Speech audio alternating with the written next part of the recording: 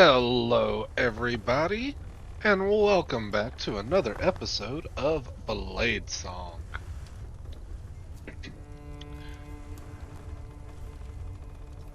So,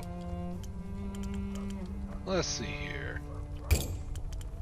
Helping the neighbor, the missing smith, recruiting castman, source of leather, source of wood, source of steel, getting the word out. Okay. Well, I suppose for now,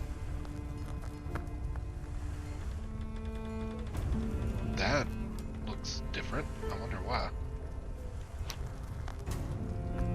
Oh.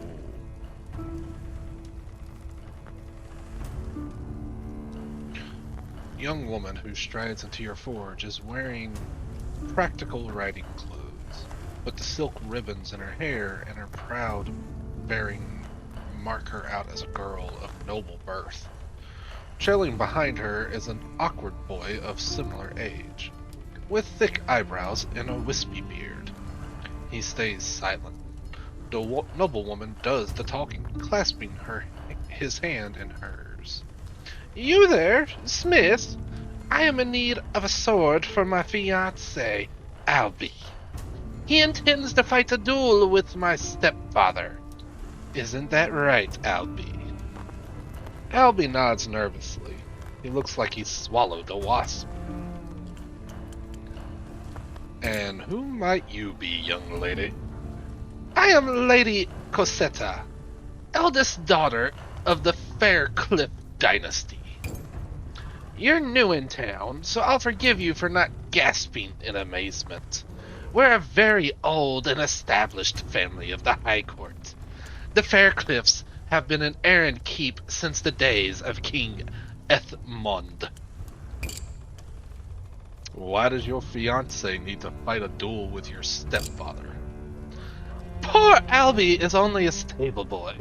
Our marriage promises to be quite the scandal, and my stepfather has already promised to have him killed if he goes through with it. A duel for my hand is the only way for our love to flourish. Right, Albie? Albie nods miserably. I don't think Albie wants to get married to this chick. Oh, what kind of sword do you desire? Only the very best of swords is suitable for my fiancé. It must be sharp and true, of course, but also beautiful, like me. Alright, well. Let's get to it then, I suppose. It's an interesting character, if I must do say. Let's go ahead and make a nice big old sword. Oh. I don't know if I have the engravings unlocked yet. Anyways, change thickness.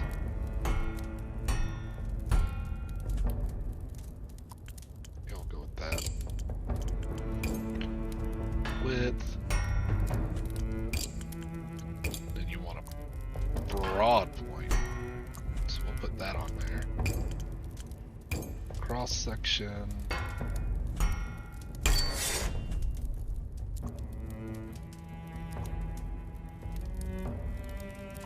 This is a rather odd-looking sword so far.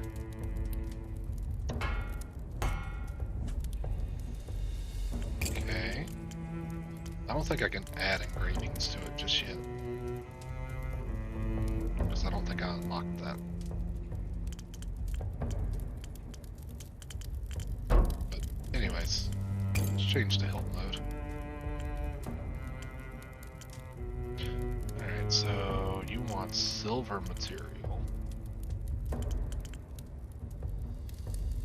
And gold. What the world?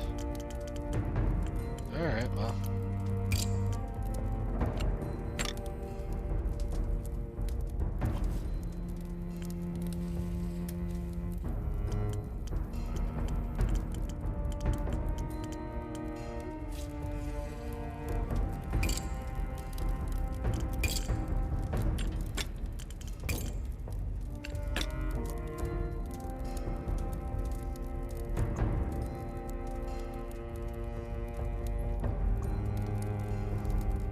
there's the hand and a half.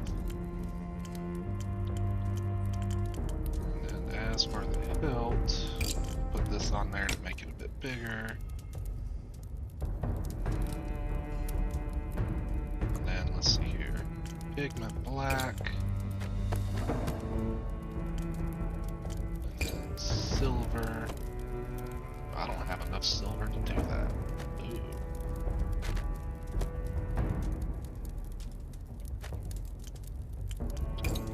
So we'll make this gold.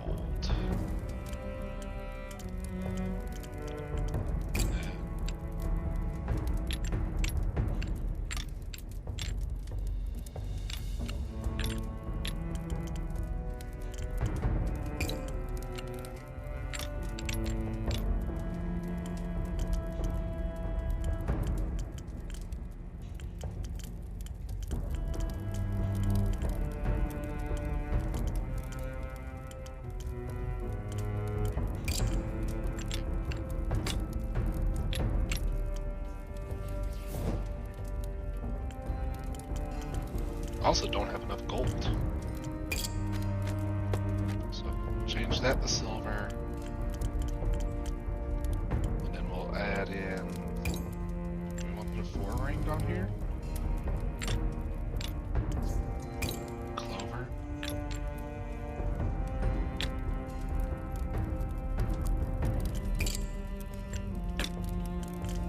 And then change both of these to silver.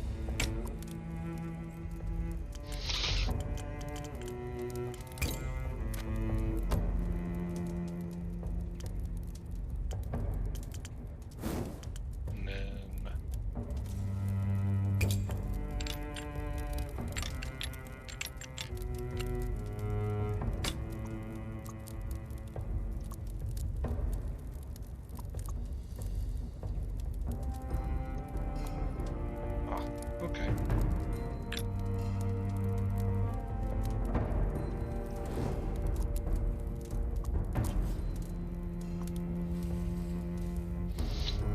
Alright, and then say... Alright, so what if I instead change this one silver? There we go.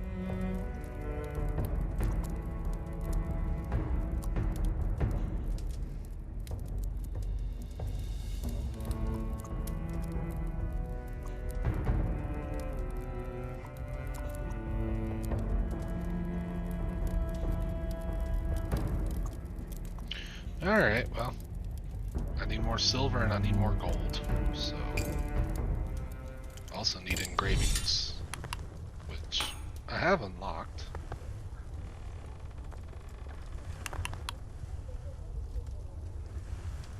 Huh, how do I do that then?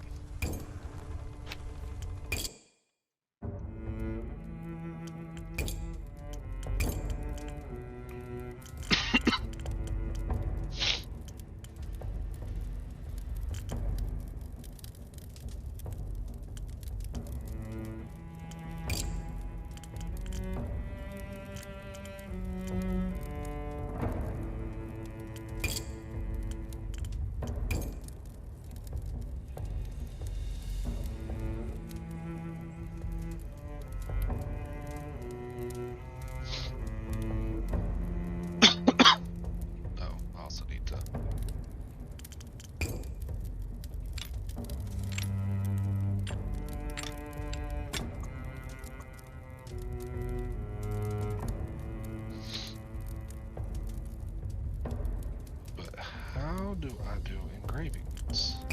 That I don't know.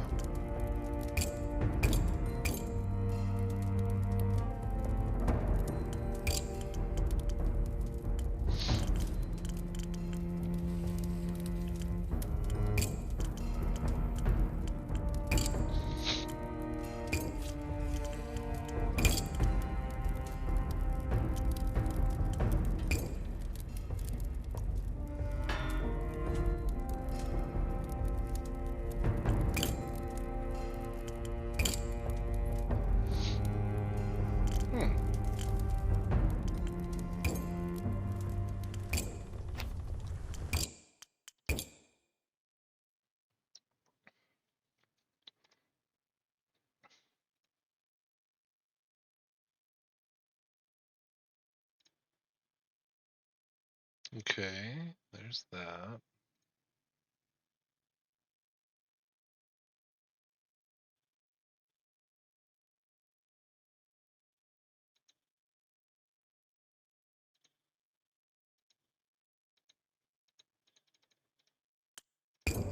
Okay, then I have no idea.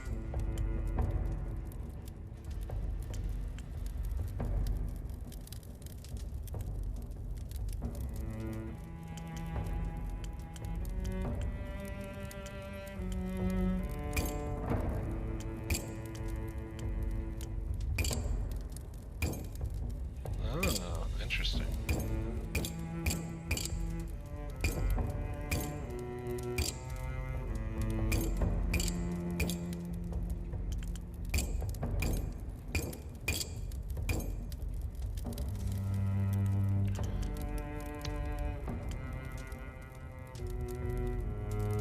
Okay, but how do you do engravings?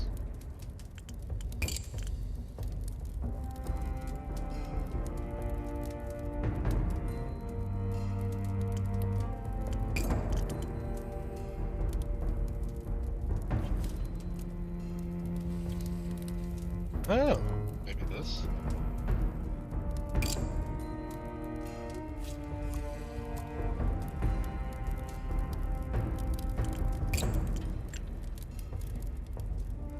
Oh.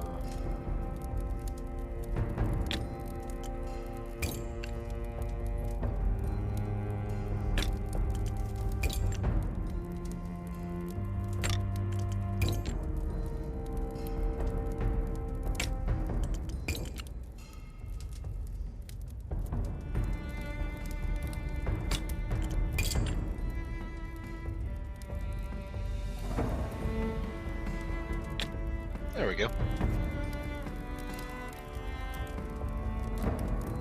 Right, now I just need to get some gold and some silver.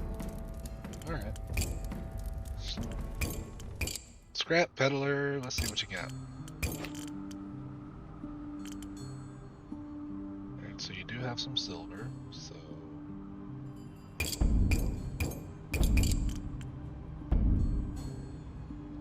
three, four? Okay, go with that.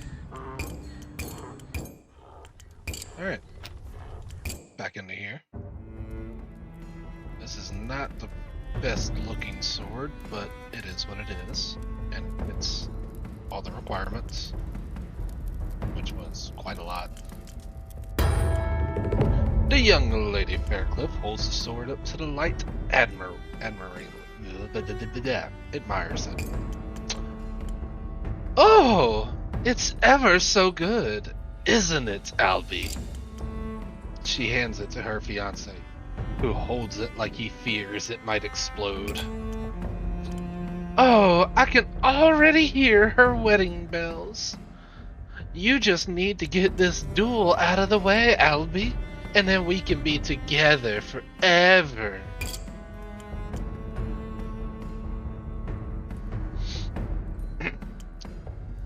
Shift your stance a little, Albie. Put your weight behind the blade.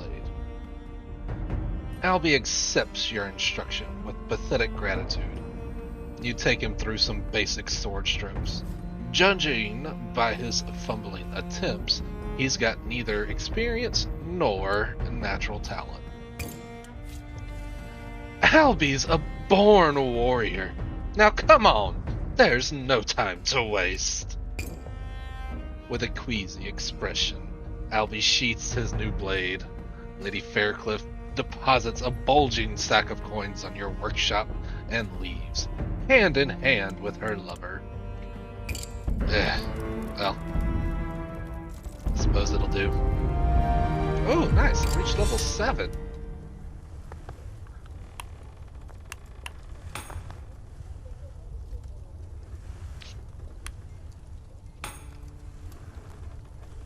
Ooh. I can make fullers now. Or I could do bending sword parts. I think I'd rather do fullers. Ooh, side fullers? Cool. Anyways. What we got in here? Got 1 gold left, I got no silver. But yeah, we got that. Okay, well, what we got? We got Iago! The man who strolls into your forge is small of stature, but clearly geared for combat.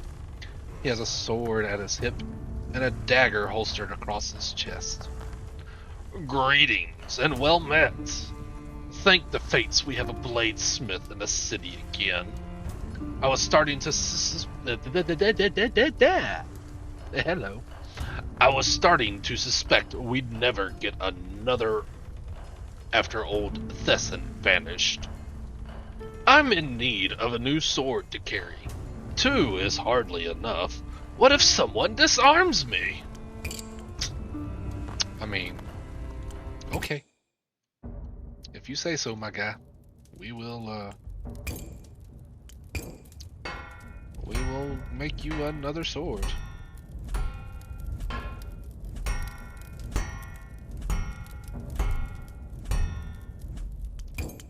Change thickness.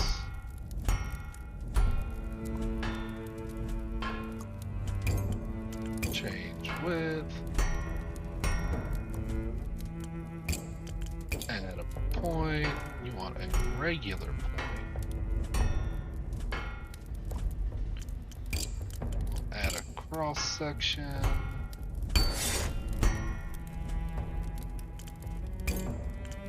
Ooh, I can do a fuller.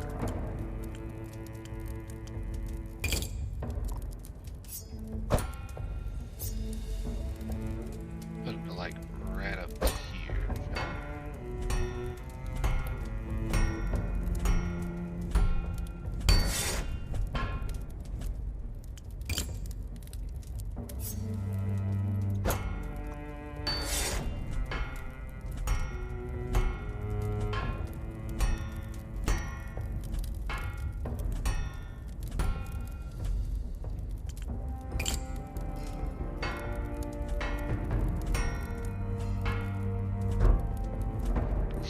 I can make it like super deep.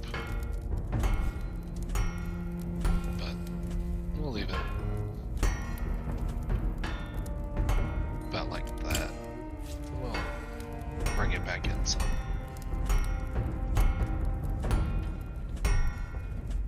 There we go. Go back to cross section. Do that. Alright. Into hilt mode, you want it two-handed.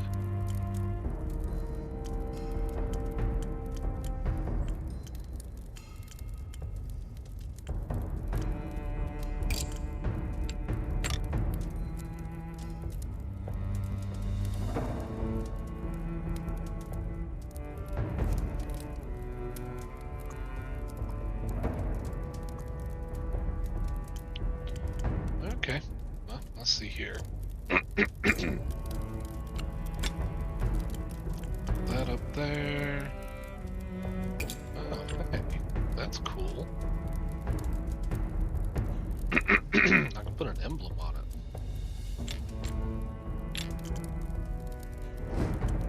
Anyways, get a nice big old pommel on the end of it.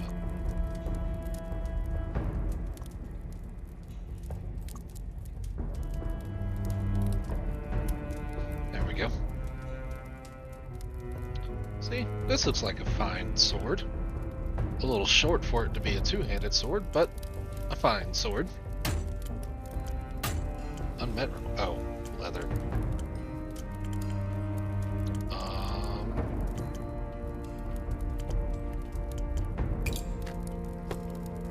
There.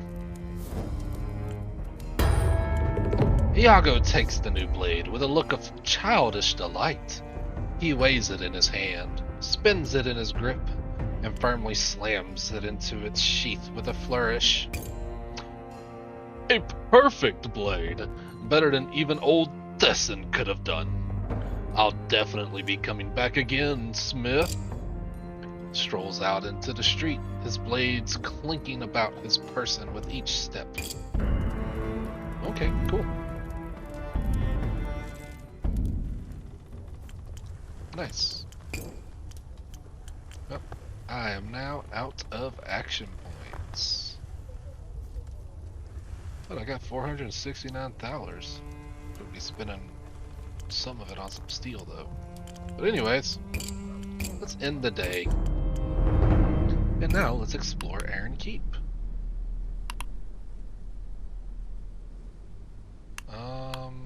Citadel Square.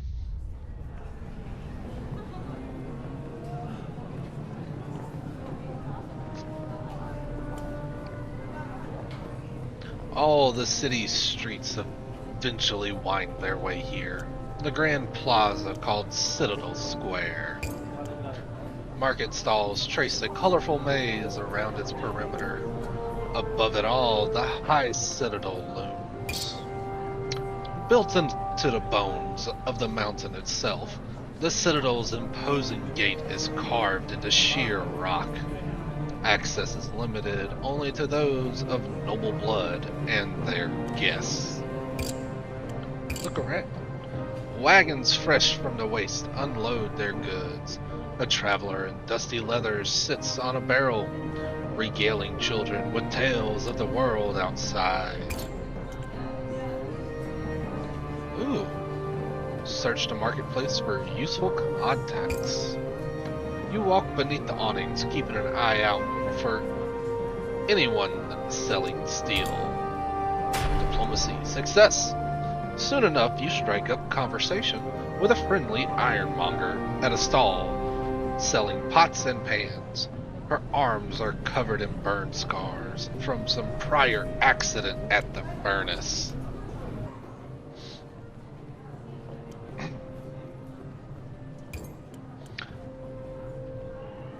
Ironmonger. Let's see here. She was a woman.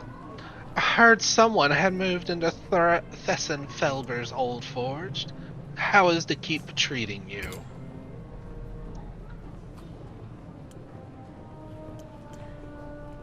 I'm in the early days of setting up my business, but things are looking promising.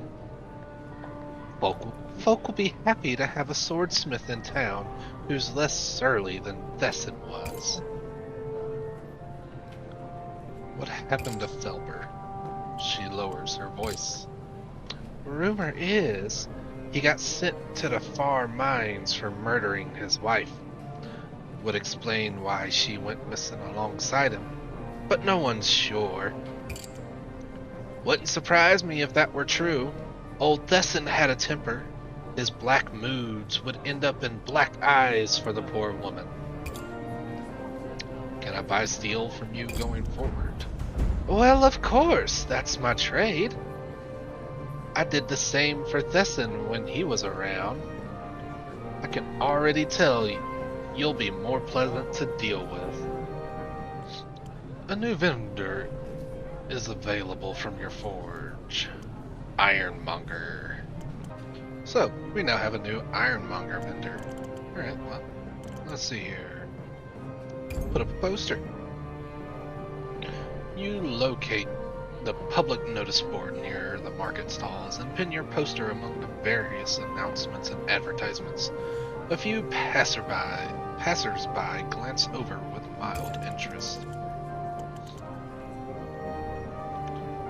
Let's buy some food. Your ration token gets you a steaming bowl of oink soup, congealed pig's blood mixed with oats, a single totter floating in the middle. This sort of fare would have turned your stomach before the sundering. You are now well fed. Awesome. Let's see here. Let's meet with Lucas at the Fallen Doe.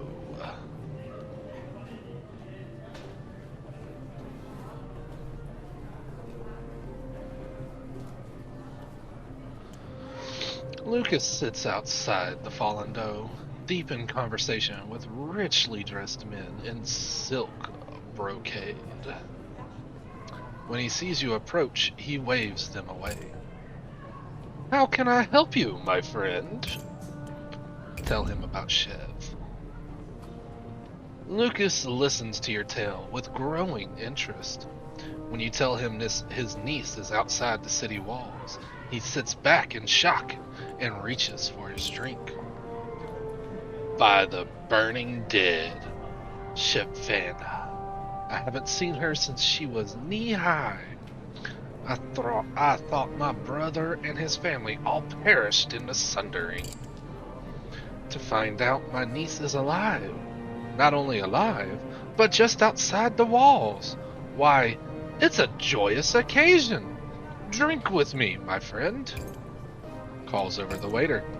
What's your poison?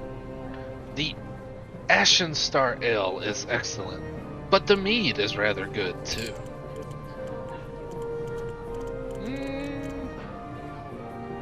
Sure, let's do the Ashen Star Ale. Lucas smiles approvingly as your drinks arrive. He raises his glass in a toast. To old faces and new friends. As he sets down the glass, though, the joy is already fading from his face. Poor Shivana. She must have endured great hardships to cross the waste. Getting her through the gate will be no small feat. Did she mention any skills? Botany? Crafting? Can she handle a sword? Does sarcasm count as a skill? Lucas lets out a quick laugh. Even when she was small, she had a quick wit.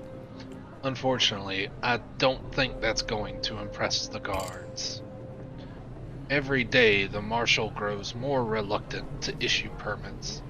The city is already overcrowded, undersupplied. I should go and visit her, make sure she's alright.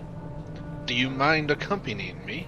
I'd appreciate the support of someone familiar with the camp.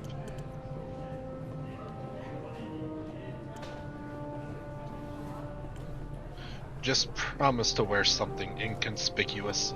Your clothes will mark you an outsider. Of course, give me a day to make the necessary arrangements.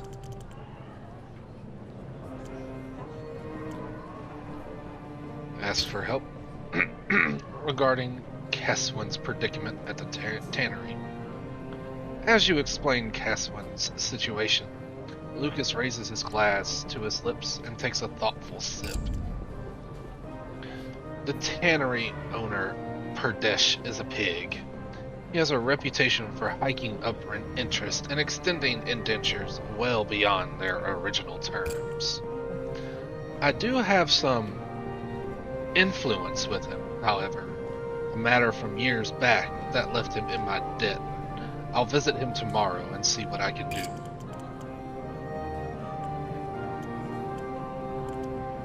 You'll help me, just like that? If I help you out here, perhaps you'll help me get Shivana into the city, hmm?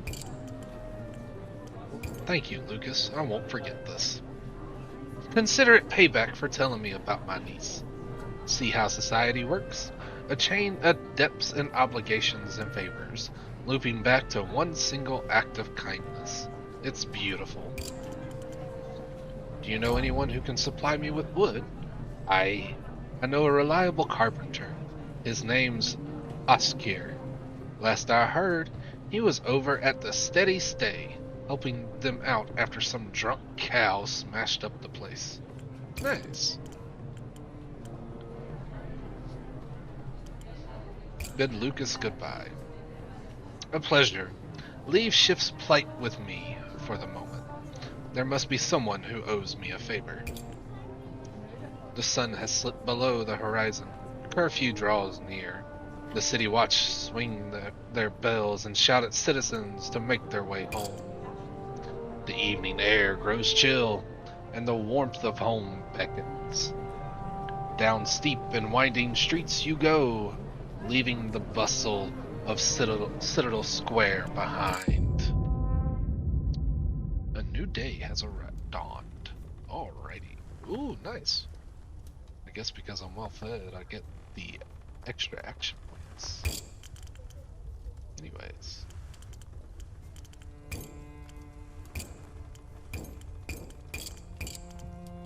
Okay.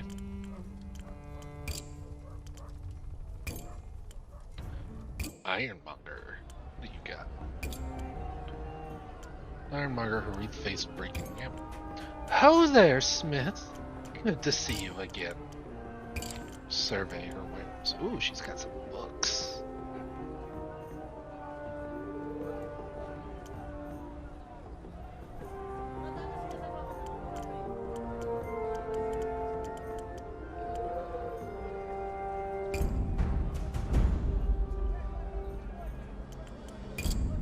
Buy the books.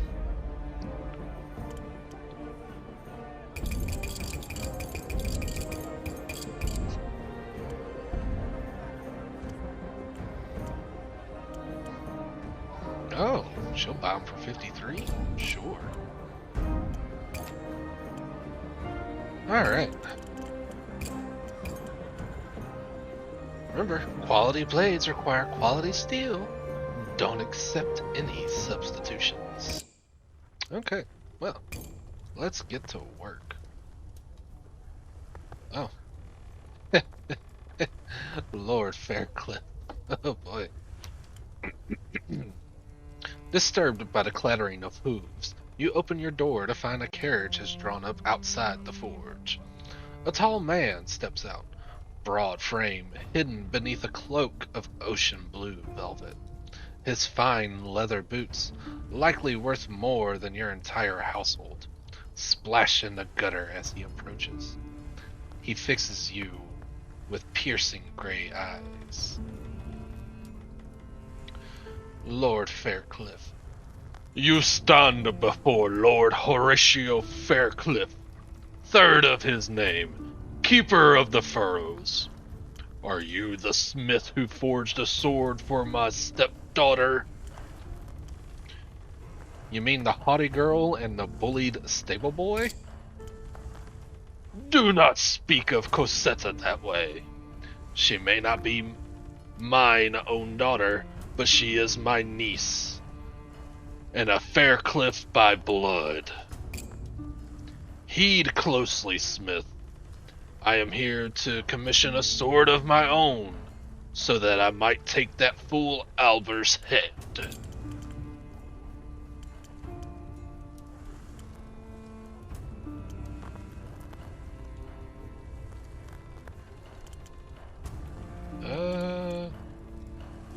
Do you not have a sword of your own? I will not stain the Faircliff ancestral blade with the blood of that peasant. What's the harm in letting Albie and Cosetta have their little dalliance? I will not have the Faircliff line sullied with the blood of a stable boy, nor will I brook Cosetta's disrespect. Can you not make Cosetta call off the wedding without bloodshed? Cosetta will not be persuaded. She has the Faircliff iron in her spine. No, I have to kill this stable boy to teach her a lesson. She will not stoop below her station. Not on my watch. I mean, I'll get paid pretty heftily for making this sword for you. So, sure. I'll make a blade even grander than the one I made for your stepdaughter. Very good, Smith. I shall see you handsomely rewarded. Alright, let's go about it. Okay, so length.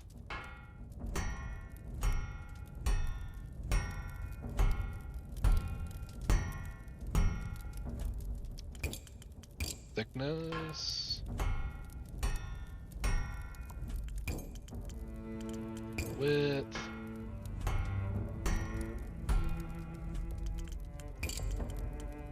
Point. You want a regular point. Alright. We do a cross section.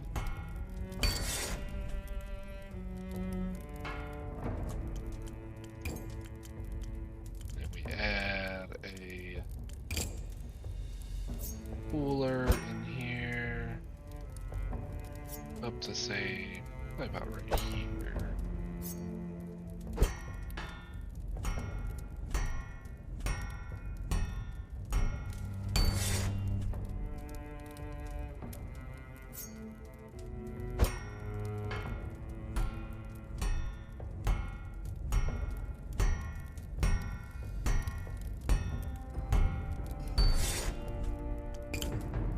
Width, let's see here. Make it a little bit thinner. Alright, yeah, that works. Cross section.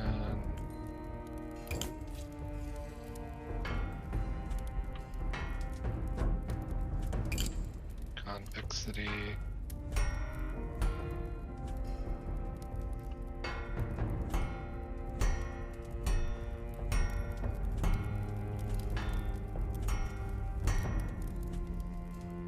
We'll stick with that for now. Alright. Hilt mode. So, you want one of these. And you want hand and a half. So, put that on there. Hand and a half. We'll put this one on here.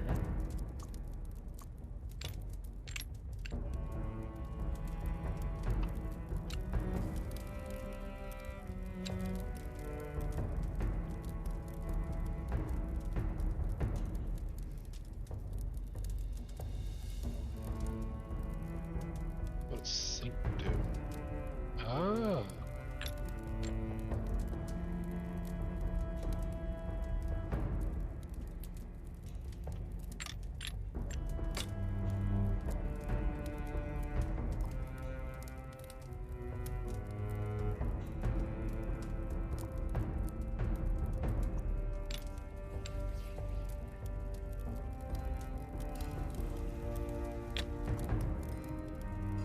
There we go. Ooh, those are cool. Anyways, you want indigo leather with gold. I need more gold. And then you want engravings. So,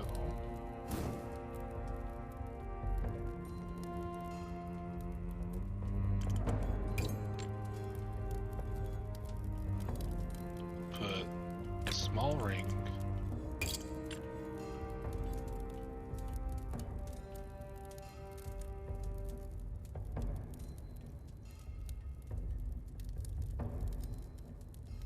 The bar.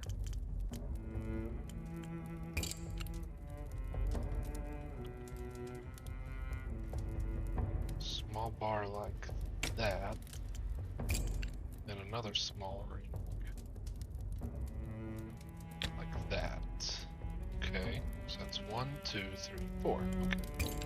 So now we just gotta do that on this side. So that one. Long bar. Short bar. And another small ring. Boom. Cool. Alright, so now I just need to get some gold. So, come here, scrap peddler. 1, 2, 3, 4. Ooh, you got another book too. buy it. Tempted, but no, I'll leave it for now.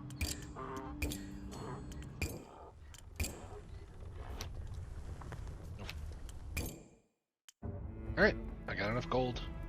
Let us, yeah. This one doesn't look as bad. Still kind of cool. Lord Faircliff takes his sword and holds it aloft, his arm unwavering. He practices a few cuts, maintaining a straight back and perfect form. This will serve its purpose. Once the stable boy is dead, I'm sure my dear Cosetta will come to her senses. Cool. I like the engraving. It really adds a nice little touch to it. It's very cool. Alright. What did he give me? Some old tools? Cool. Anyways. I still have 5 to go. I could make another sword. Yeah, sure, why not? A solid-looking young man enters your forge, his face set with determination. Thomas, next week I'm leaving the city.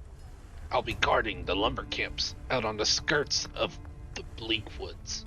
It's good pay if you survive. If I'm to live to collect my wage, I'll need a good blade by my side. Alright, let's forge it.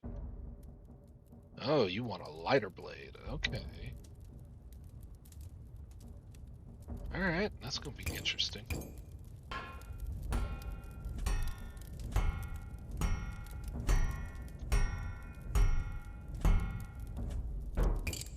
Alright, change the thickness.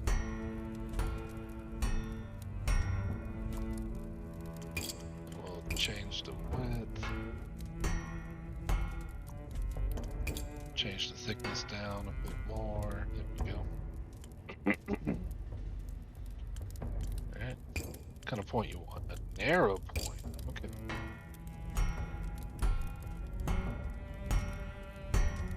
There's that. Add in cross section.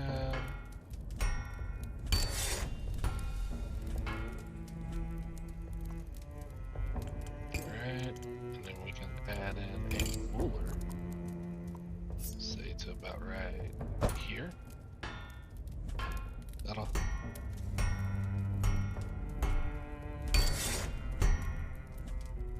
Nope, nope, nope. Too thin, too thin. Do that. And then what we can do is we can up the width on it.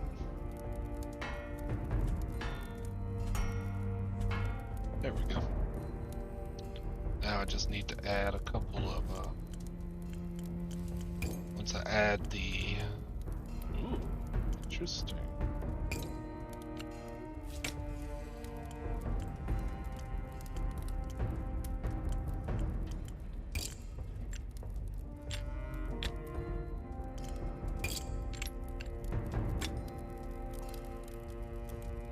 That's cool. Can I change the color underneath? I can. Oh, dude.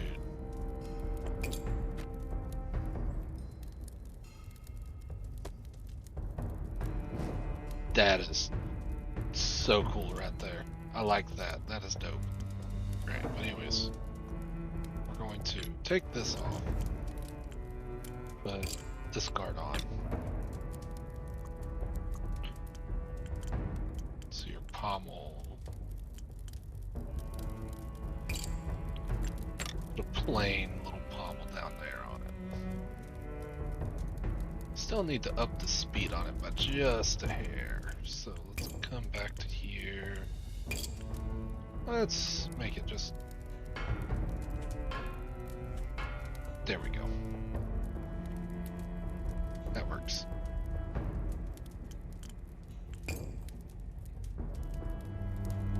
Alright. He holds your sword up to the light, setting his jaw. Yes, this'll serve. I'm headed out to the lumber camps tomorrow. Wish me luck, Smith.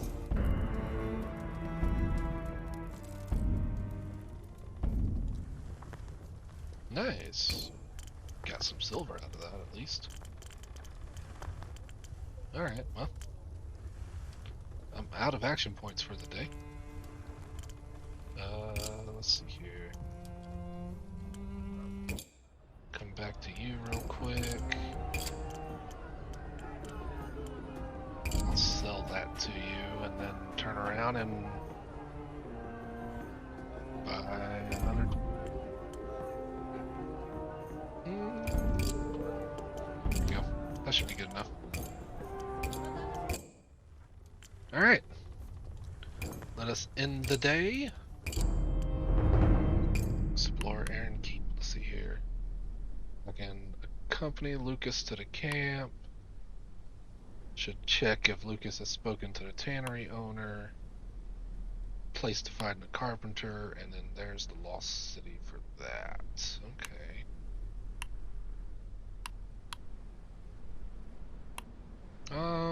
Yeah, let's accompany him to the camp.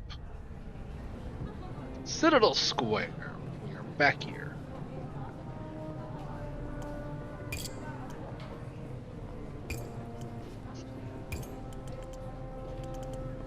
Let's buy some food from the market.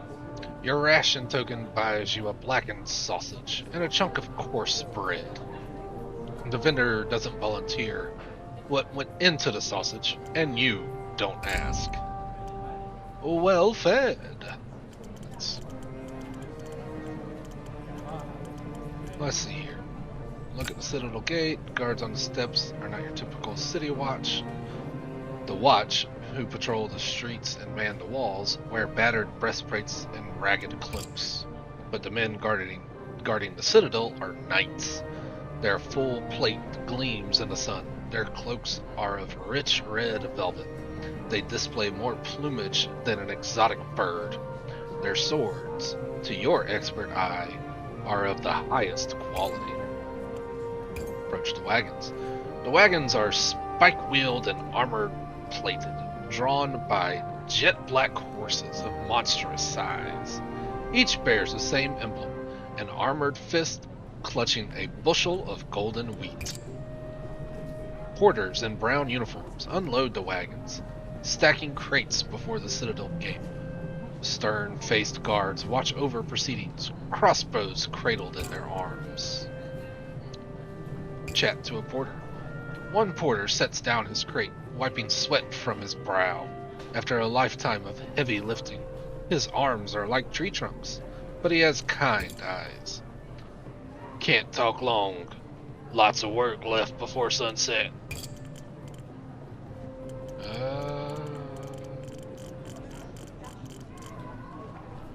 Any idea what happened to Tessin Felbear, the previous swordsmith? No. Never talked much with the man, to tell the truth. He wasn't a friendly sort. It's in the boxes. Or from the far mines. But I handle goods from across what's left of the realm. Nathan tallow, Orlean silks, salt from the Curavan coast. There's still trade out there for those with the courage to seek it. Who does Aaron keep trade with? The porter's smile is bitter. Mostly warlords and nomads, and a few other outposts that have survived the long dusk. Little islands of sanctuary, floating atop the vast misery that devoured our world. What are the far mines? Well, they're mines, and they're far away. He snorts at his own wit. You gaze at him in silence until he elaborates. If you were standing on the northern city wall, you'd see the iron teeth peaks on the horizon. That's where the mines bless our city with their bounty. Truly, the wisdom of the masked king is beyond compare. I'll let you get back to work. Much to do, much to do. Okay. Let's meet with Lucas. Lucas sits outside the Fallen Dome, deep in conversation with richly dressed men in silk brocade. Ah, there you are. Thank you again for bringing word of my niece. Know anything about what happened to Thesson Felbear? Not much. He was here one day, gone the next. I try to see the good in everyone, but sometimes it requires a magnifying glass. Thesson was one such case. He was rude and ill-tempered, though by all accounts an honest businessman. His wife, Alice, was a kind soul, but sadly under the thumb of her brute of a husband. She worked as his assistant in the forge. She went missing around the same time as he did. Ready to head to camp and talk to Shiv? Aye, I'm ready. Lucas has eschewed his usual finery for simple peasant clothes. Still look too clean. Perhaps I can smear some mud on my face once we pass the outer gates. He stands from his table, knocking back the last of his drink and gestures for you to follow. Let's continue. The camp. Oh boy.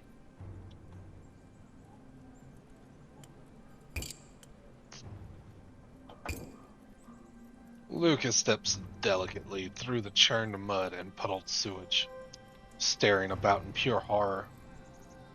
The applicants gaze resentfully back, their eyes hollow and skull-like faces. He may be dressed shabbily, but he's clearly an outsider. He has meat on his bones. I had no idea it was like this.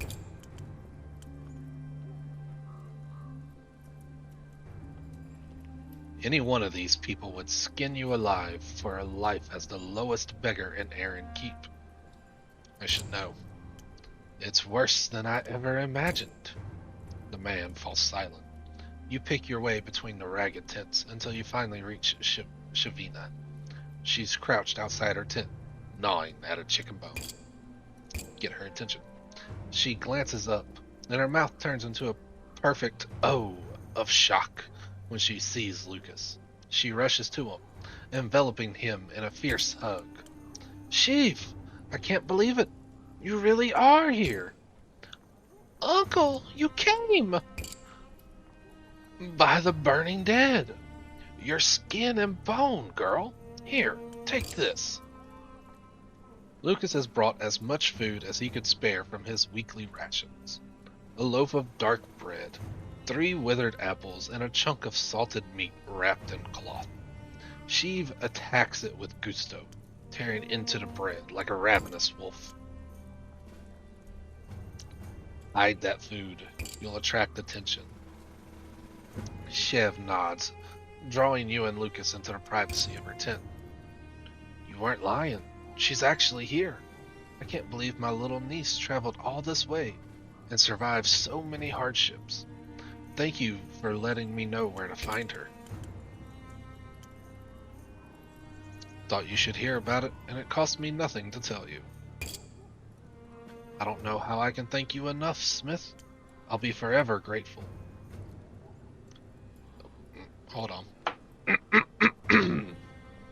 I don't know how I can thank you enough, Smith. I'll be forever grateful. Here, Uncle, sit down. We have so much to talk about.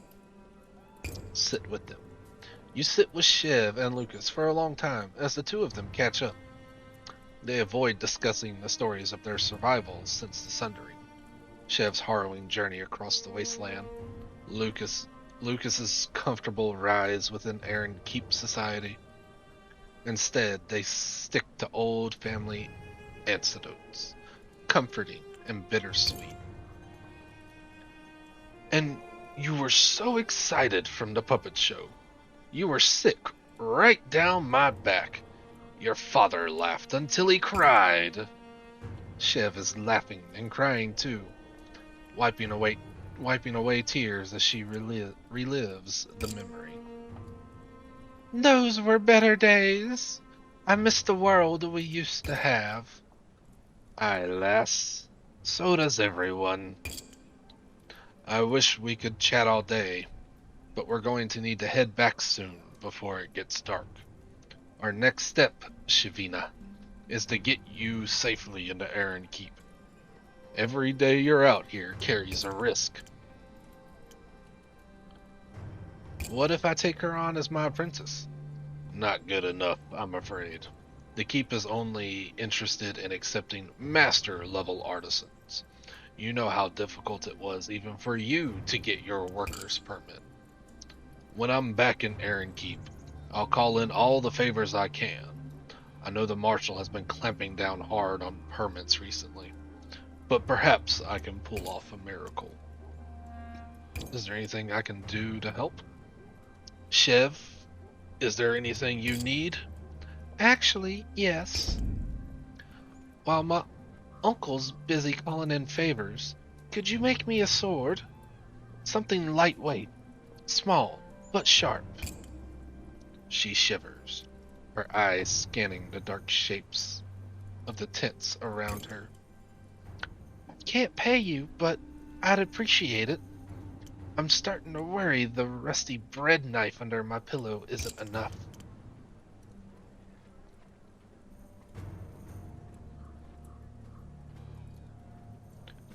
No problem, Sheep. I can make you a sword. Lucas says, I'll pay you for your time, Smith. I insist on it. Jeff says, I also wouldn't object if you brought me some food, Smith, just once in a while. Food and pleasant company are both in scarce supply out here. It's getting dark. We have to go. Stay safe, Shavina. Shiv smiles often, but her smiles are always tinged by bitterness or sorrow. Now she smiles genuinely, and it's like the sun bursting through the clouds. I will, Uncle. Thanks for everything. The two embrace, somewhat awkwardly, and then you accompany Lucas as he makes his way back to the city. The hollow stares of the other applicants follow you all the way to the outer gate. Nice. I hope we're able to bring her in. Be nice if we could. What do we got? I imagine this one is another one.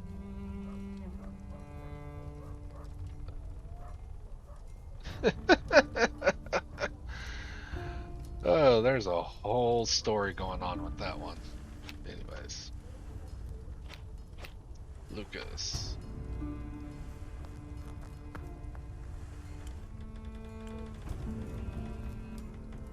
Alright.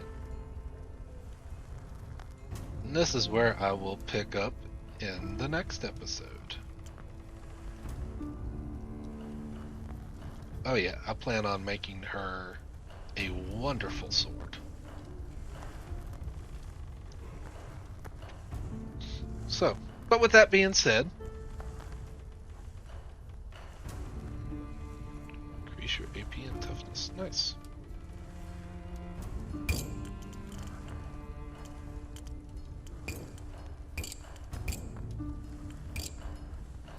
Anyways, I hope y'all enjoyed. And I will see all of you again next time. Take care, everybody. Toodaloo.